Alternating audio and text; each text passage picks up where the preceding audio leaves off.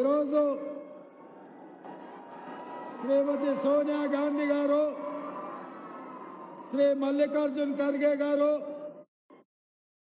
శ్రీ రాహుల్ గాంధీ గారు ఆదిలాబాద్ పార్లమెంటు నియోజకవర్గానికి కాంగ్రెస్ పార్టీ అభ్యర్థిగా అత్రం సుగుణను ఈ ఎన్నికల బరిలో దించితే అత్రం సుగుణను గెలిపించడానికి కశ్మీర్ నుంచి కన్యాకుమారి వరకు 150 రోజులు 4000 కిలోమీటర్లు మండు టెండల్లో మంచు కొండల్లో నడిచి ఈ దేశంలో ఉండే దళితులు, గిరిజనులు, ఆదివాసీలు, బలహీన వర్గాల గుండె చప్పుడు విని ఈ దేశ ప్రజలకు న్యాయం చేయడానికి కంకణబద్ధుడైన మన అభిమాన నాయకుడు శ్రీ రాహుల్ గాంధీ గారు ఈరోజు నిర్మల్ నియోజకవర్గానికి ఆదిలాబాద్ పార్లమెంటు నియోజకవర్గంలో వారు వచ్చిండ్రు. మీరందరూ నిలబడి పెద్ద ఎత్తున చప్పట్లతో మన నాయకుడు రాహుల్ గాంధీ గారికి స్వాగతం పలకండి. మిత్రులారా, నేను ఎక్కువ విషయాలు మాట్లాడాను. రెండు విషయాలు మాట్లాడి 17 సార్లు ఇప్పటి వరకు పార్లమెంటు ఎన్నికలు జరిగితే 70 సంవత్సరాలు ఈ ఆదిలాబాద్ పార్లమెంటు నియోజకవర్గం నుంచి ఏ ఒక్క మహిళకు అవకాశం రాలే. ఈనాడు శ్రీమతి సోనియా గాంధీ గారు ఆదిలాబాద్ నియోజకవర్గం నుంచి ఎట్టి పరిస్థితుల ఒక ఆడబిడ్డను, మీ తరపున కొట్లాడే గోండు బిడ్డను పార్లమెంటుకు తీసుకువెళ్ళాలి అని సోనియా గాంధీ గారి ఆదేశాలతోటి ఈనాడు అత్రం సుగుణను ఈ ఎన్నికల బరిలో దించడం జరిగింది.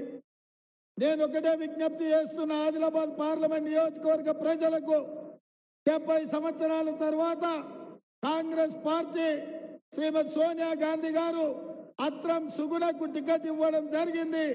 మీ తరపున తండాలలో, గూడాలలో, మారుమూల పల్లెల్లో ప్రజా సమస్యలు తెలిసి టీచర్ ఉద్యోగం చేస్తూ తాతలు, తండ్రులు రాజకీయ వారసత్వం లేదు, కేవలం పేదోళ్ళ సమస్యల మీద అవగాహన ఉండి పేదల తరపున కొట్లాడుతుందని నమ్మకం, విశ్వాసంతో కాంగ్రెస్ పార్టీ ఈరోజు అత్రం సుగుణకు టికెట్ ఇచ్చింది. మీ పేదింటి బిడ్డను కొమరం భీం స్ఫూర్తిగా రామ్జీ గోండును ఆదర్శంగా తీసుకొని జల్ జమీన్ జంగల్ పేరు మీద భూ పోరాటాలు చేసి నిజాంలకు వ్యతిరేకంగా తుపాకీ ఎక్కుపెట్టిన కొమరం భీంను స్ఫూర్తిగా తీసుకొని మీరు అత్రం సుగుణను గెలిపించండి. అందుకే మిత్రులారా, ఇవాళ మేమందరం ఇక్కడికి వచ్చింది. మీకు తెలుసు ఆదిలాబాద్ అంటే నాకు ఎంత ప్రత్యేకమో.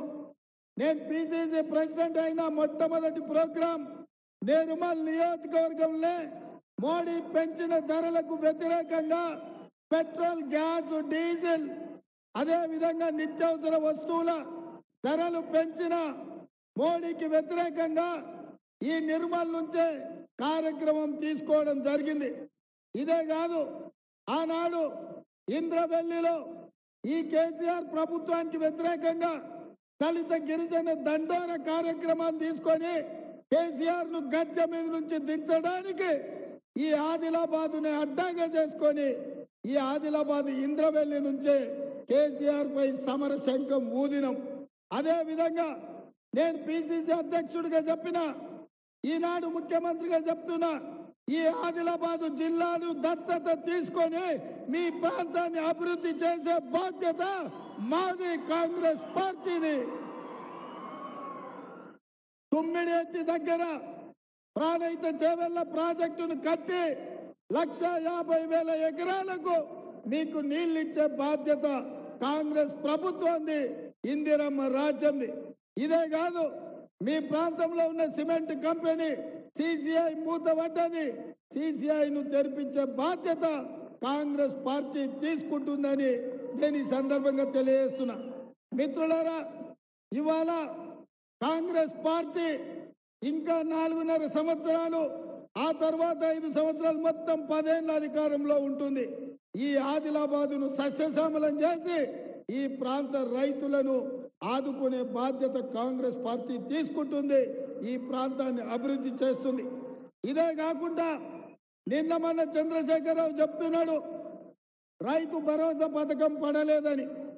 మరి చంద్రశేఖరరావు వేసినప్పుడు చెప్పిండో దిగినప్పుడు మాట్లాడుతుండో నాకైతే తెలియదు. కానీ ఈ నెల 9 తారీఖు లోపల ఈ రాష్ట్రంలో ఉన్న రైతాంగం మొత్తానికి రైతు భరోసా నిధులు మీ ఖాతాలో వేసే బాధ్యత మాది, ఇందిరమ్మ ప్రభుత్వాన్ని. అదే విధంగా రైతు రుణమాఫీ గురించి హరీష్ రావు మాట్లాడుతున్నాడు. అందుకే ఇంద్రవెల్లి అమరవీరుల స్తూపం సాక్షిగా 15 ఆగస్టు లోపల ఈ రాష్ట్రంలో ఉన్న రైతాంగానికి మొత్తానికి 2 లక్షల రూపాయల రైతు రుణమాఫీ చేసి ఈ రైతులను ఆదుకునే బాధ్యత మన ప్రభుత్వం తీసుకుంటుంది. అదే విధంగా ఎన్నికల్లో ఇచ్చిన 6 గ్యారంటీలలో 5 గ్యారంటీలను అమలు చేసినాం. ఆడబిడ్డలకు ఆర్టీసీలో బస్సు ఉచిత ప్రయాణం, 500 రూపాయలకే సిలిండర్, 200 యూనిట్లు ఉచిత కరెంటు, రాజీవ్ ఆరోగ్యశ్రీ ద్వారా 10 లక్షల రూపాయలు ఉచితంగా, పేదవాళ్ళ ఆత్మగౌరవమైన ఇందిరమ్మ ఇండ్లు, 4,50,000 ఇండ్లు, 22,500 కోట్లతోటి ఇవాళ పేదలకు ఇండ్లు కట్టించే కార్యక్రమం మనం తీసుకున్నాం. ఇన్ని కార్యక్రమాలు మనం చేస్తుంటే కేటీఆర్ అంటున్నాడు మీ 6 గ్యారంటీలు అమలు కాలేదని. అందుకే ఈ వేదిక మీద నుంచి కేటీఆర్ కు సూచన చేస్తున్నా, అయ్యా నీకు సినిమా పరిశ్రమ వాళ్ళు బాగా తెలుసు కదా, నువ్వు మంచిగా చీర కట్టుకొని తయారయ్యి ఆర్టీసీ బస్ ఎక్కు. కేటీఆర్ కు సూచన చేస్తున్నా, మంచిగా చీర కట్టుకొని ఆడపిల్లలాగా తయారై ఆర్టీసీ బస్ ఎక్కు. ఒకవేళ నిన్ను టికెట్ అడిగితే 6 గ్యారంటీలు అమలు చేయనట్లే. టికెట్ లేకుండా నువ్వు ఇంద్రవెల్లి గాని, నాగోబ జాతర గాని, భద్రాచలం రాముల వారిని గాని, యాదగిరిగుట్ట లక్ష్మీ నరసింహస్వామిని దర్శించుకోవడానికి ఒక్క పైసా అడగకపోతే మా 6 గ్యారంటీలను అమలు చేసినట్టే. అందుకే మిత్రులారా, ఇవాళ మనం మన రాష్ట్రాన్ని అభివృద్ధి చేసుకుందాం. మనం ఆదిలాబాద్ నుంచి అత్రం సుగుణను ఎంపీగా గెలిపించుకుందాం. ఇన్ని మనం చేస్తుంటే బీజేపీ మనకేమిచ్చిందయ్యా? ఒకసారి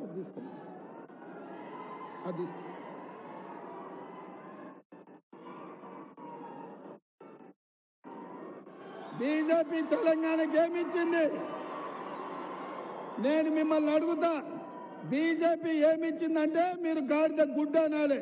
మోడీ ఏం తెచ్చిందంటే గాడిద గుడ్డ అనాలి. రెడీనా? Ready ready. బీజేపీ ఏమిచ్చింది? మోడీ ఏం తెచ్చిండు? బీజేపీ ఏమిచ్చింది? మోడీ ఏం తెచ్చిండు? బీజేపీ ఏమిచ్చింది? మోడీ ఏం తెచ్చిండు?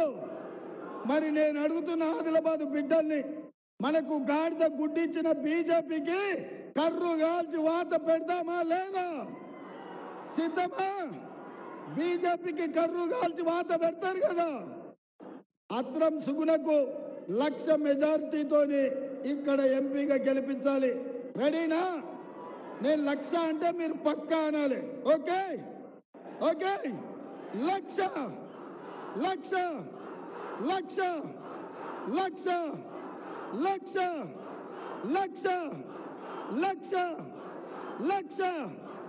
1,00,000 1,00,000 1,00,000 1,00,000 1,00,000 1,00,000 1,00,000 జై కాంగ్రెస్, జై జై కాంగ్రెస్.